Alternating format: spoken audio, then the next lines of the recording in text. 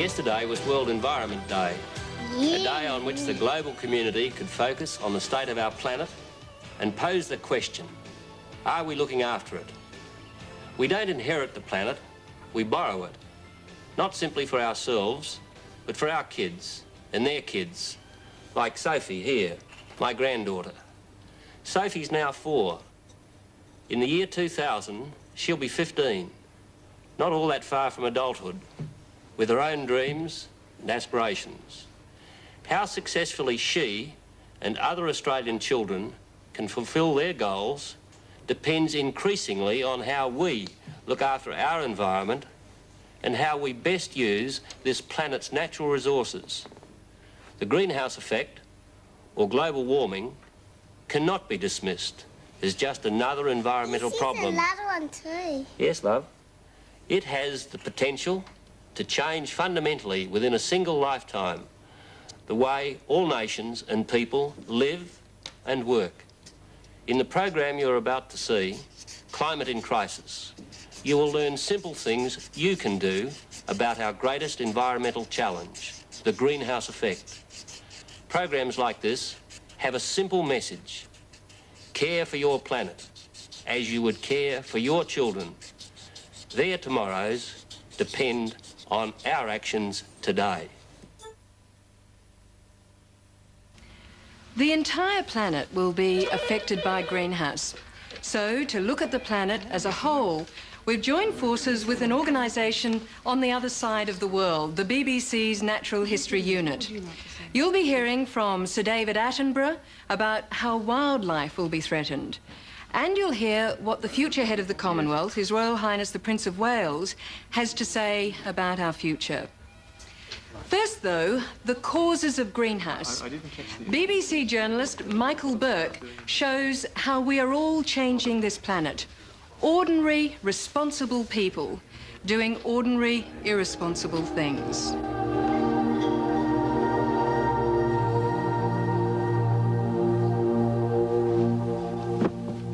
I'm Martin Syrett. I'm married with 2 children, and I normally get up well before them, about 6 to 6:30. Alex, come on, you'll be late. I'm Annette Syrett. My day usually begins with me waking up Alex to get him off to school and getting the breakfast for Claire as well.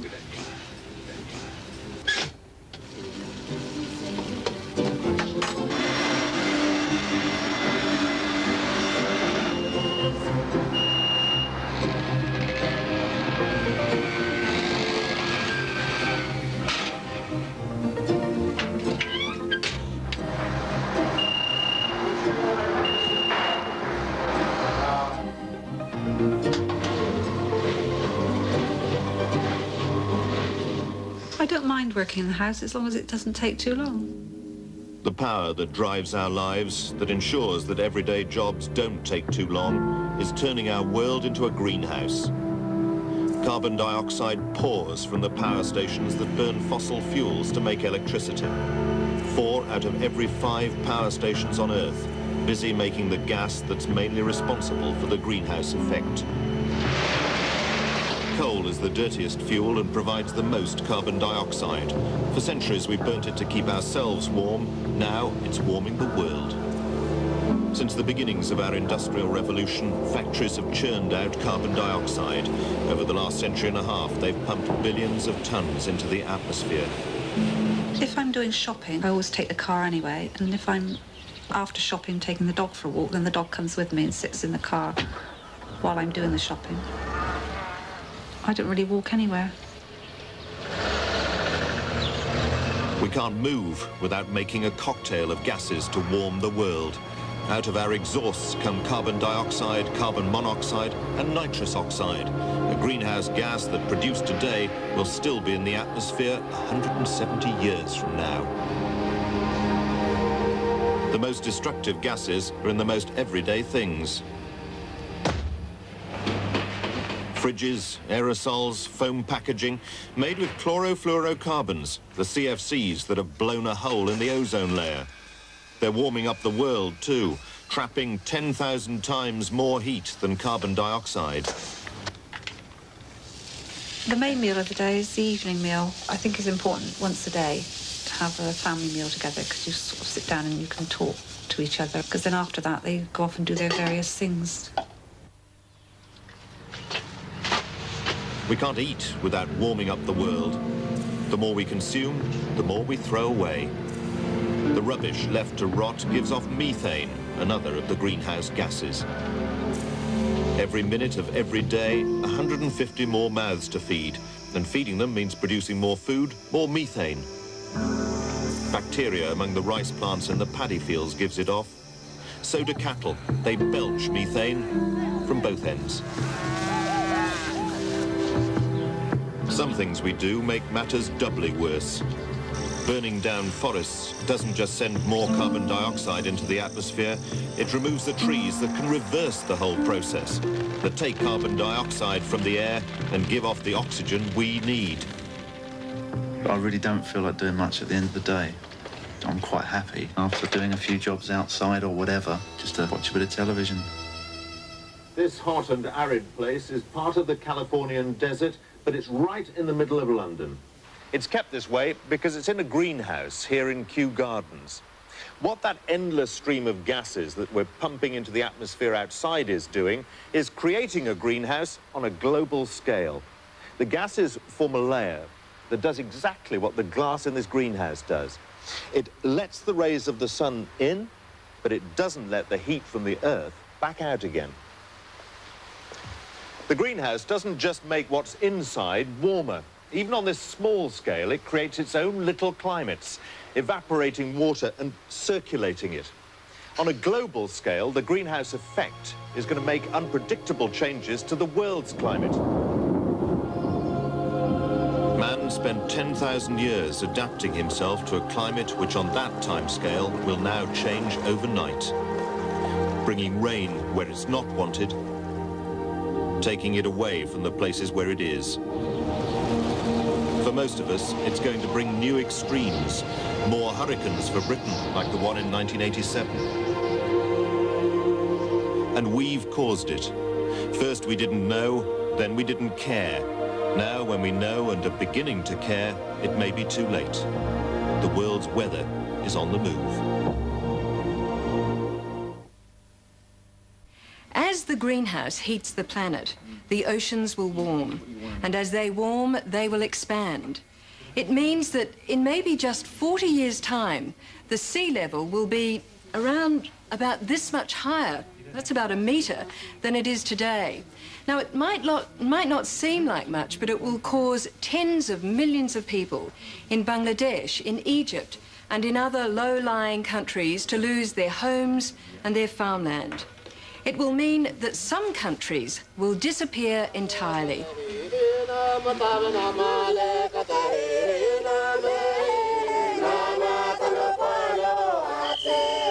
500,000 people live in paradise, but it could soon become paradise lost forever. No one can predict how fast the seas will rise or when the islands will be put at risk. Some islands may have decades of life left, others just months.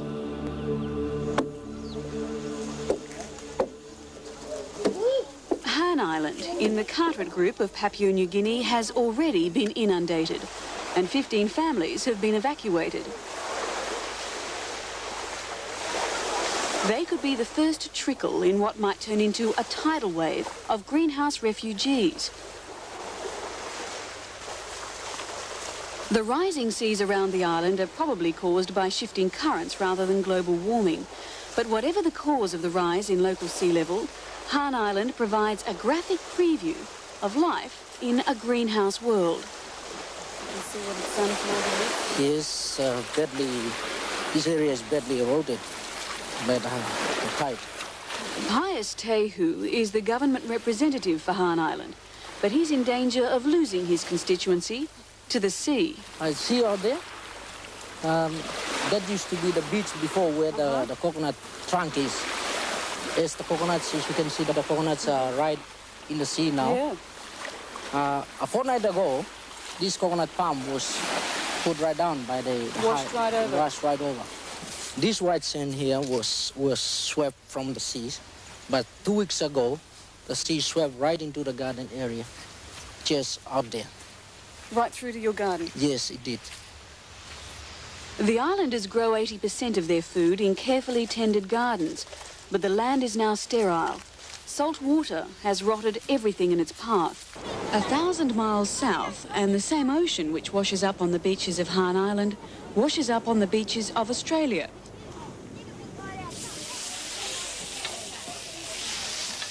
The difference is that these beaches are inhabited by people who think economic security protects them from the environment. Are you concerned about the greenhouse effect? No, not in the slightest. Couldn't care less about it. I think it's a lot of old rubbish. I really do. Yet the residents of Redcliffe, a typical coastal community in Queensland, will also be affected. But it will be their lifestyles and real estate prices that suffer. Newport Canals is an artificial waterfront estate, created for those who want a Volvo out the front and a motor cruiser out the back. Come the greenhouse effect, the houses are likely to get more waterfront than was bargained for. Low tide and all seems safe. High tide and you can fish from your back garden. But an 80 centimetre or 2'6" rise in sea level would put the high tide well up the lawn. A storm surge on top of that, and you'd find the tide in the living room. I consider it's so far possibly in the future that we really don't know at this point in time what's going to happen. By the time the greenhouse effect becomes a real problem, we're not going to be around to be able to do anything about it anyway. That's right, yes, you've got to say something. Money buys smugness. It makes us feel that we're beyond the reaches of the environment. So we blindly build our castles of civilization and let nature take care of itself. But suburbia may well receive an unpleasant surprise, and that's not a risk that Redcliffe City Council wants to take. We simply don't know how accurate or inaccurate any of the projections are. All governments and councils need to plan for the possible changes. Redcliffe Council has made a start, but how can it decide what to do, when to do it, and how much it will cost if it doesn't know what it's planning for? What do we need to know? We need to know if it's happening or if it isn't happening. If we assume that by the year 2030, the sea level here in Redcliffe would have risen 80 centimetres, it's a starting point. Because if we don't have a starting point, we can't formulate any ideas as to what sort of planning controls we're going to have to look at. Redcliffe's first problem is its beaches. The city is struggling to cash in on Queensland's tourist boom and has been pinning its hopes on a new pier to attract the tourist dollars. But come greenhouse, the beaches could disappear. And if the beaches disappear, so will the developers. We all have at the backs of our mind the greenhouse effect that may one day affect us. The coast here is very important, of course, that without our beaches, we'd have a problem. The beachfront residents have even more reason for concern. Insurance companies won't provide cover for a rising sea level, so property owners will have to pay for any seawater damage themselves. I don't know what the answer would be then. You can't expect a government to stop the Pacific Ocean coming up, but maybe if they built retaining walls. Besides being prohibitively expensive, seawalls can't hold the tide back forever. In many cases, the walls cause severe erosion, and unless a whole coast is protected, the rising sea will soon find its way around the ends of the walls, or else just flood straight over the top. It's a problem council design engineer Terry Mallon is having to consider. As you can see, the sea doesn't have to rise very much before it covers the beach, this bit of park, the road, and then eventually into low-lying properties on the other side of the road. If you were to construct seawalls or build up the beach, surely that would save the houses. Either of those would be a short-term option, but may not be a long-term proposition. And what's a long-term proposition? I don't see any other choice but to retreat.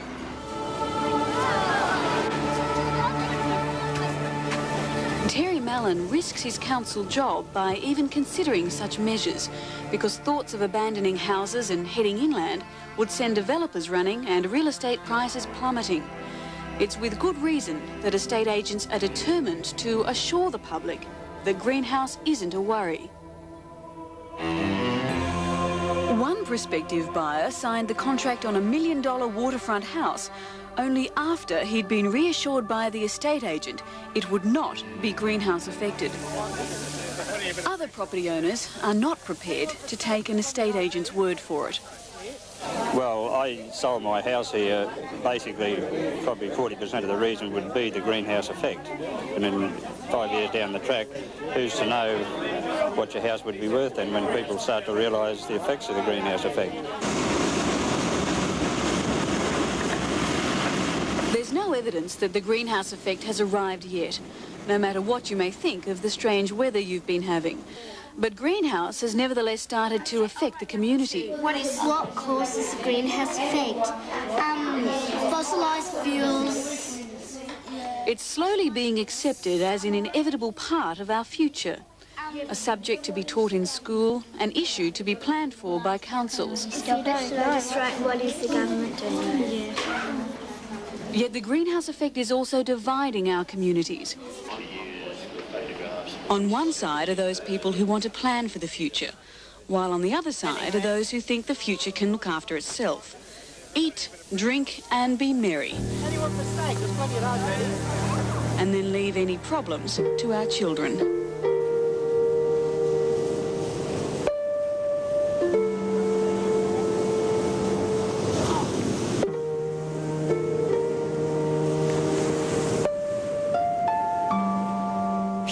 Won't be the only ones to suffer in a greenhouse world. The effects on wildlife after the break. This is Kirtland's warbler, a rare songbird that may become the miner's canary of the greenhouse effect. Its extinction will signal that the Earth's climate is changing. There are just 500 of them left in the world.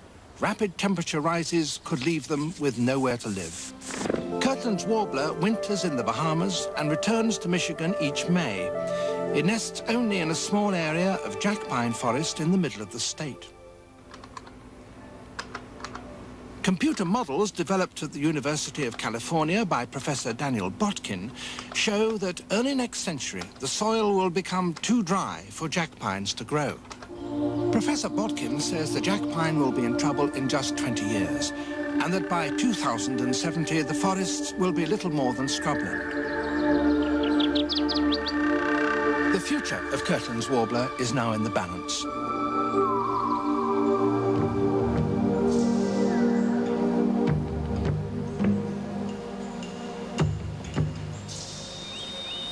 The climate of the Earth, of course, has changed many times during geological history, but those changes were gradual, taking place over many thousands of years, and animals had time to adapt to them either by evolving into new forms or by migrating into more suitable areas. But the changes that some are predicting now would be very swift indeed, not thousands of years, but decades. And the animals on these plains in East Africa certainly wouldn't have time to adapt to them. And neither would they be able to migrate into more suitable areas, for these plains are their last refuge. They are hemmed in by the settlement of human beings. So the effects of a swift climatic change for the wildlife here, which is already hard-pressed, are likely to be catastrophic.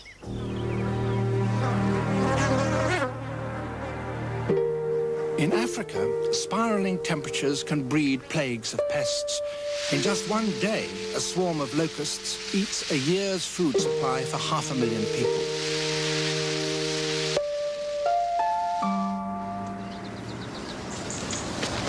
In Europe, even the humble ladybird can become a public nuisance. Hot weather and plenty of green fly can lead to a population explosion.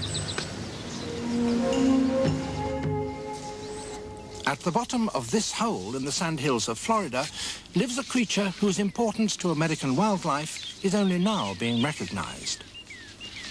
It holds the key to the survival of many animals whose lives revolve round this burrow.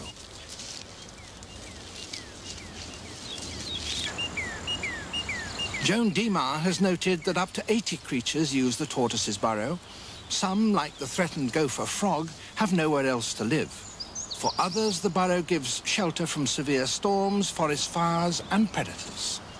If the gopher tortoise stops digging, there'll be no protection for the burrowing owl or the threatened indigo snake. If the tortoise suffers, its friends and enemies will suffer too. This has been the warmest winter that I've experienced in the 9 years that I've been in Florida. My observations and the observations of others have indicated that the gopher tortoise is moving more this year. That is, it's outside the burrow more than it has been in previous winters. As the tortoise's biological clock goes haywire, scientists believe its breeding may be unsuccessful and its numbers may slump, with serious implications for many of the animals which depend on it. I think the animal is going to be affected by people moving inland from the coasts as the sea levels rise, and there would be increased competition for habitat between man and tortoise, with man ultimately winning out and the tortoise being restricted to small areas and preserves. 3,000 miles north, on the roof of the world, a similar conflict is unfolding between man and an altogether more fearsome creature.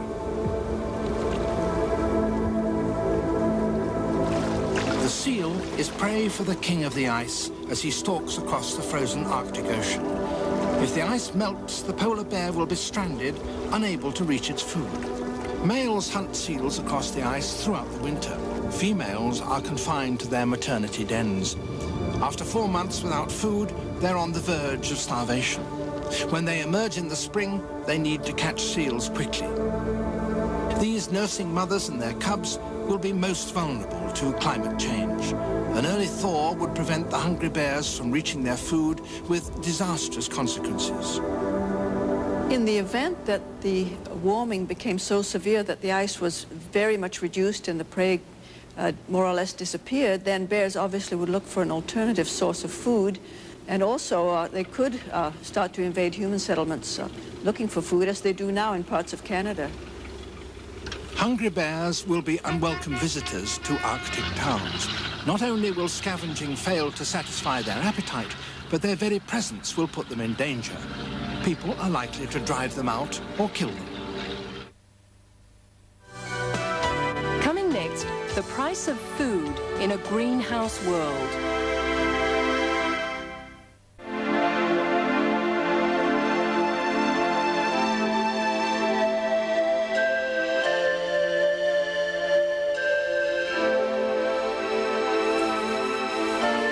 Kenyaka was once home for about 70 families until a devastating run of drought in the 1860s taught them the hard lesson that this really wasn't the place to earn a living off the land.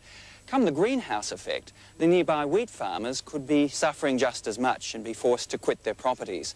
I suppose it'll be cold comfort to know they're unlikely to be alone. It could just as easily be an Iowa corn grower or a rice farmer in Thailand. Trevor Fulton is waiting for the rain. He plants one crop of wheat each winter, but after 2 years of drought, his land is parched. Is it getting to the stage then when you may not put wheat in this ground this year? Yes, well, I guess you've asked me the question that I don't really want to, that I don't want to face. But yes, I suppose if I'm honest, that could easily be where we're going. The Eyre Peninsula is already some of the driest wheat country in the world. Greenhouse computer models, inconclusive though they may be, suggest that the area may become even drier still. A typical farmer in Trevor's part of South Australia owes the bank more than $200,000, about £100,000. For Trevor, the choice in a greenhouse world would be bankruptcy or else a drop in income if he turns to sheep farming. So it'll be a matter of adaptation, you think? Yeah, I think, and I think that's something South Australian farmers are very good at. We've had the reputation of being the best dryland farmers in the world, and we've done that by always being prepared to change our techniques and adapt to the conditions that prevailed. There is indeed some reason for being optimistic, because studies have shown that not all the greenhouse changes will be bad. Carbon dioxide, the major greenhouse gas, acts as a plant fertiliser, and as the concentration of carbon dioxide increases, so does the yield from some crops. Climatic changes too may eventually prove to be good news for some farmers, though it would be decades before farmers or their bankers could risk the massive investments needed. Parts of Canada and the Soviet Union may do well from the warmer temperatures. Much of northern and eastern Australia might also bloom with the increase in summer rain. But it will mean decades of uncertainty before we can benefit from these changes. And in the meantime, the price of change will be paid by those farmers whose land is either being swamped or turned to dust. But I guess we've got to be realistic, and if the worst came to the worst and we were faced with the full effect of the greenhouse effect, it may mean a lot of us may have to leave the area entirely. And You mean walk off the land? well, if we can't sell it, what other option have we got?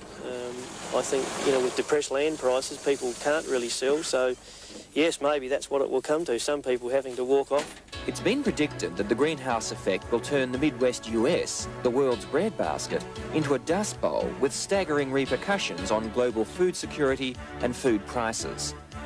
Last year, for the first time, US grain production was so low that the exports needed to feed the world could only be made by taking grain from US reserves. These reserves are now critically low. The planet has enough food in the larder to last just 57 days. It was double that just 2 years ago. If greenhouse causes more frequent droughts in the US, these reserves will be reduced still further, and food prices are certain to escalate. Wealthy countries will survive by paying the high prices. Poorer countries will pay for it with lives.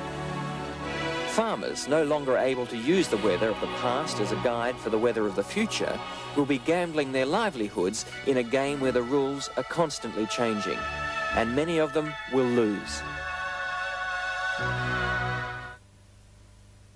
Simon Reeve reports from Thailand, where the recent droughts have given farmers a preview of the year 2020.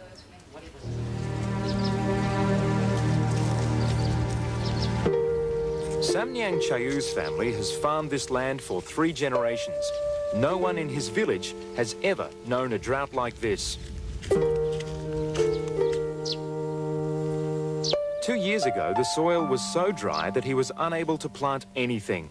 Last year, his land, which normally produces 6 tons of rice a year, produced just 100 kilograms. This year looks no better. Samnyang is a subsistence farmer. If his crop fails, his family starves. After 2 consecutive years of drought, his grain reserves are at the lowest in living memory. Samnyang has just 200 kilograms of rice left. For his family of 6, that will last just 3 weeks.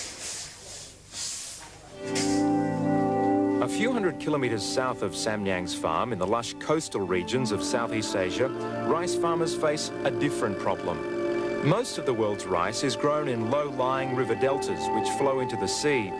But if the sea rises in a greenhouse world, salt water will creep upstream and inundate the rice paddies.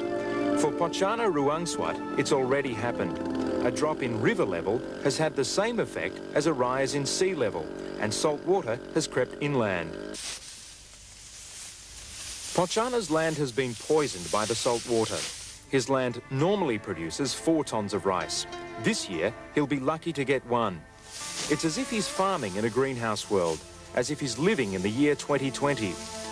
For the time being, it's worth his while to grow rice and harvest what he can.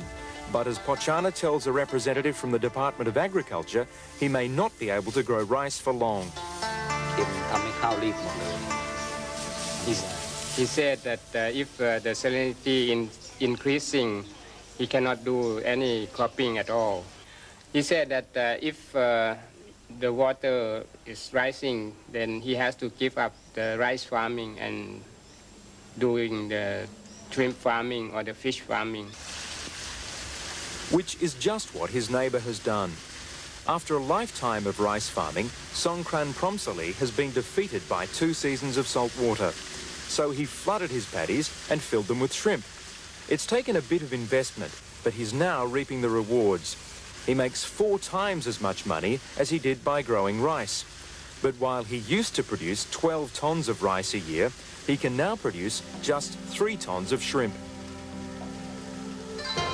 Greenhouse could be profitable for some farmers, but growing 1/4 the weight of food in a greenhouse world would cause billions of people to starve.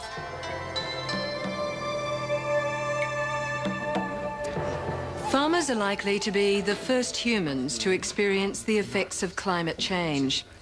One such farmer, who runs thousands of hectares of prime farmland in Britain, already has greenhouse on his mind. I mind about what happens for my children and my grandchildren. And I'd like to leave behind, if I can in my own small way, you know, a world which is somewhat better than I've found it.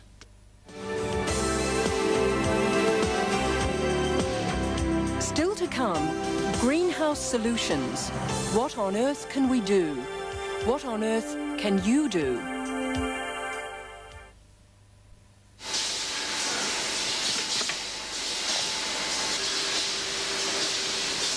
The world has already made a start on a greenhouse solution. CFCs, the gases which also destroy atmospheric ozone, are being phased out. But CFCs cause just 14% of the greenhouse effect.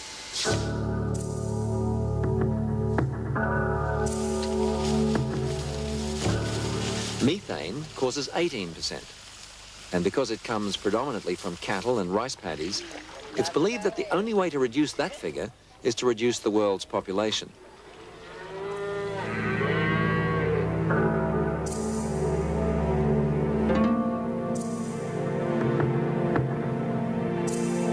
Carbon dioxide from burning oil, coal, gas and wood causes 49% of the greenhouse impact, and it presents the most immediate problem.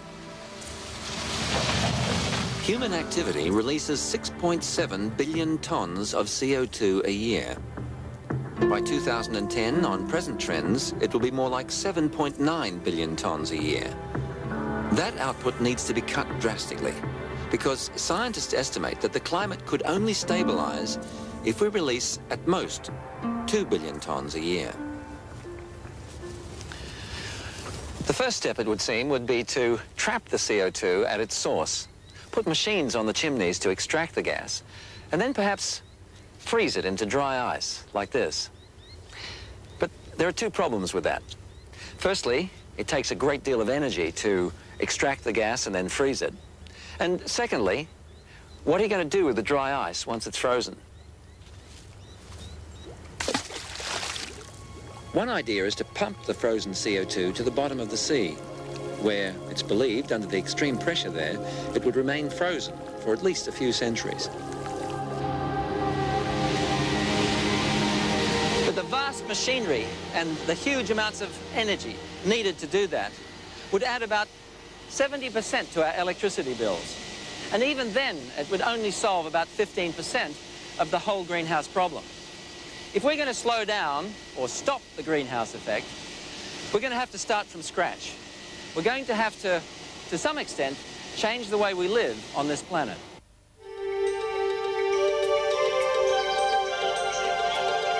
All plants absorb carbon dioxide and store it in wood and soil. But to absorb the amount of carbon dioxide we currently release each year, we'd have to plant a forest larger than Australia. It's about twice the size of Western Europe.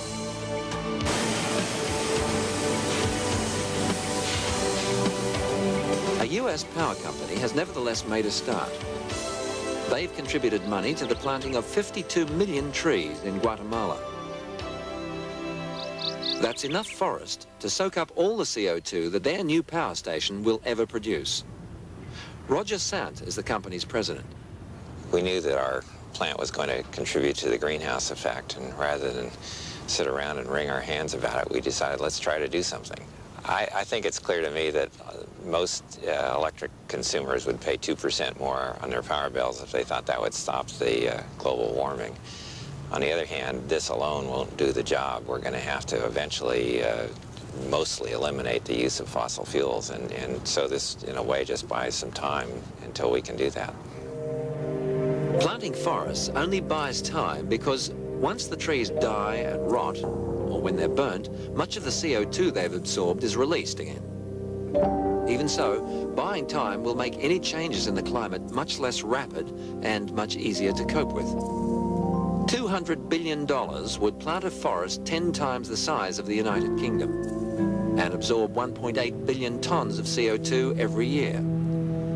But why go to the bother of planting trees when elsewhere we're destroying them?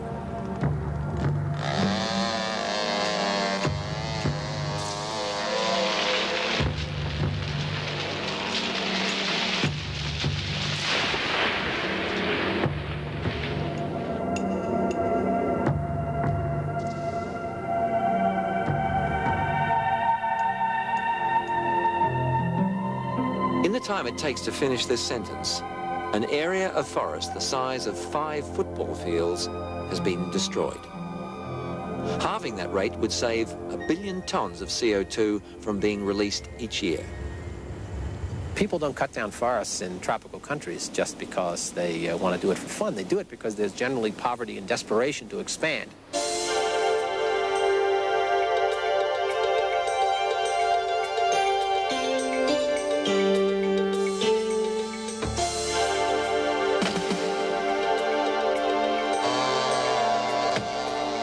To feed their escalating populations, developing countries are forced to clear their forests, plant more methane-producing paddy fields, raise more methane-producing cattle, and use the cheapest and most polluting technologies.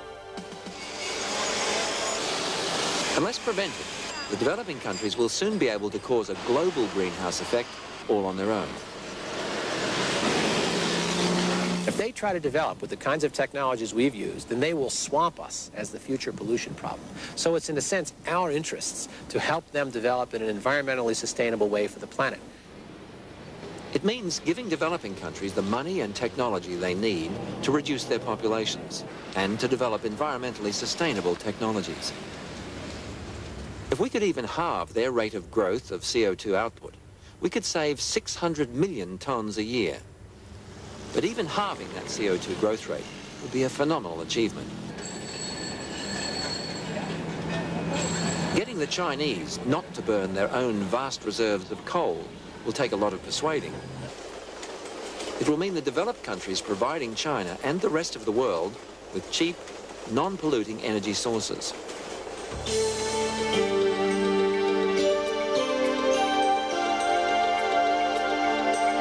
Nuclear energy produces no carbon dioxide. But would the public allow a nuclear comeback? Even if they did, or even if new fusion reactors could produce cheap, safe energy, to replace all coal power stations with nuclear, we'd need to build a nuclear power station every 3 days until the year 2025. A more modest doubling of nuclear capacity, costing $500 billion, would, however, make some savings in CO2 output. Could other energy sources save more carbon dioxide for less money? Renewable energy can't compete with fossil fuel power, but that may be because the price of energy is unrealistically low. Right now, the current price of coal or oil or gas doesn't include the disruption that it does to the environment, the acid rain, the air pollution, the greenhouse effect. If we're going to ever have the right market incentives to solve the problem, or at least to half solve the problem, we're going to have the right prices on energy. They've got to include environmental costs.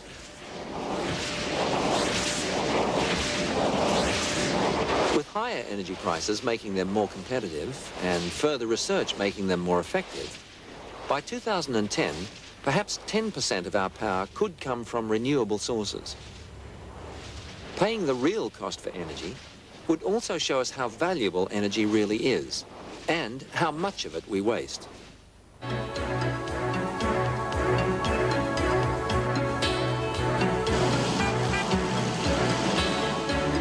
Every gallon of fuel puts 10 pounds of CO2 into the atmosphere. A litre produces around 1 kilogram. So use energy wisely, and you help prevent the greenhouse effect. our efficiency efforts would save nearly 3 times more CO2 than if we were to double our nuclear capacity. Some of this energy efficiency will be possible only after major investment in energy efficiency incentives, in public transportation and in education. We asked a very simple question. What if we decided we wanted to save the Earth? How much would it cost? And we sketched out an annual budget of about $150 billion a year for planting trees, planting families, increasing energy efficiency, etc.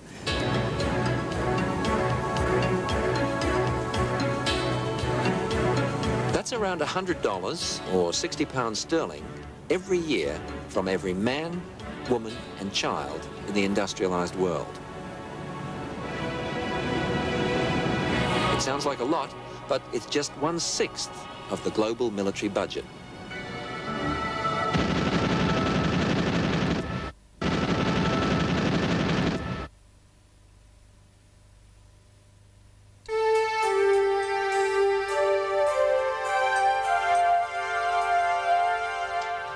His need to speak out on issues which concern him has led some people to believe that he's an eccentric. But as future head of the Commonwealth, he's earned a great deal of respect for his views. The Prince of Wales was asked by the BBC's Michael Burke whether the greenhouse solution should involve a massive expansion of nuclear power. Difficult one. I mean, we all want the benefits that electricity brings us, but with none of the drawbacks. And obviously nuclear energy has drawbacks, as we saw from what happened in the Soviet Union. I don't actually think it's necessary to go all the way down the nuclear line, although it definitely has, I suppose, potential. I actually think that there's a great deal more to be gained from concentrating on energy conservation measures. You think that that might be more valuable in the long run? Well, I think that it has great value, and I don't think it's nearly emphasized enough. A great deal more could be done about it. And not only that, but I think a great deal more could be done to advertise the fact to the consumer of the effects created by wasteful use of energy. I mean, we have to pay a price for it, and I think at the moment, I don't think we realize just, you know, how potentially hazardous it is unless we take trouble with switching the lights out, you know, when we don't need them, and just thinking about it a bit more.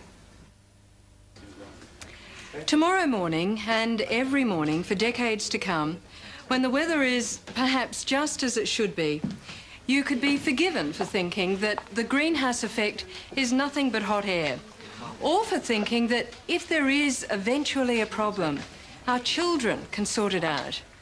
Well, chances are that they won't be able to sort it out because their future would have been devastated by our inaction.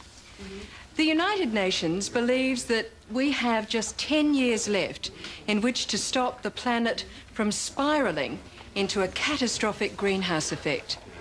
Just 10 years left to put the greenhouse solutions into action.